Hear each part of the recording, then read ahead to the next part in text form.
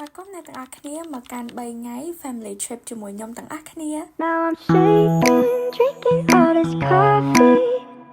These last few weeks have been exhausting. សួស្តីអ្នកទាំងអស់គ្នានេះគឺជាថ្ងៃទី1នៃ trip របស់យើងអញ្ចឹងដំបូងយើងត្រូវ get ready តាំងពីម៉ោង3ភ្លឺនិយាយទៅឲ្យតែបានដល់លេងគឺស្រស់ស្រាយហ្មងអញ្ចឹងពេលដល់ម៉ោង6ពួកយើងបានជុំគ្នាហើយជិះមកដល់ស្គននៃពេលហ្នឹងអញ្ចឹងនេះគឺជាសមាជិក family ខ្ញុំទាំងអស់គ្នាគឺយើងទៅជុំគ្នាទាំងអស់ហ្មងហើយក៏ selfie តិចតួចទៅអញ្ចឹងកន្លែងទី1ដែលខ្ញុំទៅលេងមុនគេមុននឹងទៅដល់ខេត្តសៀមរាបគឺពួកខ្ញុំបានមកលេងសួនផ្កាដែលធំនៅសៀមរាបនេះអ្នកទាំងអស់គ្នានិយាយទៅទេសភាពនៅហ្នឹងគឺស្អាតប្លង់ថតរូបច្រើនកន្លែងមែនតើអញ្ចឹងបើអ្នកទាំងអស់គ្នាបានទៅសៀមរាបកុំភ្លេចចូលលេងកន្លែងនេះផងណា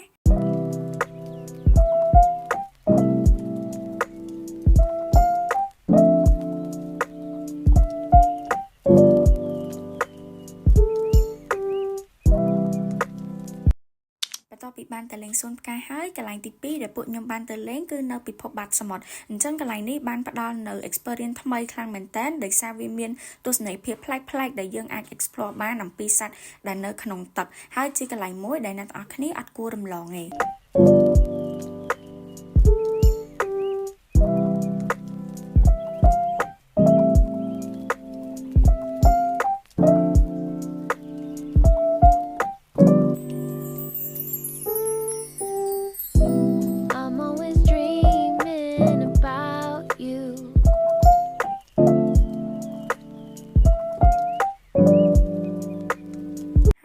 ពីទស្សនីយភាពនៅសត្វដែលនៅក្នុងទឹកគឺនៅកន្លែងនេះគឺមានសួនសត្វផ្សេងទៀតមានដូចជាសត្វខ្លាហើយនិងសត្វអីផ្សេងច្រើនទៀតអ្នកនរគ្នាដោយសារទីធ្លានៅក្នុងនេះគឺធំប៉ុន្តែដោយសារអាកាសធាតុនៅខាងក្រៅរៀងក្តៅពេកអញ្ចឹងពួកខ្ញុំដើរមើលអត់បានអស់ទេមានការក្តៅជាខ្លាំងចង់ខ្លោច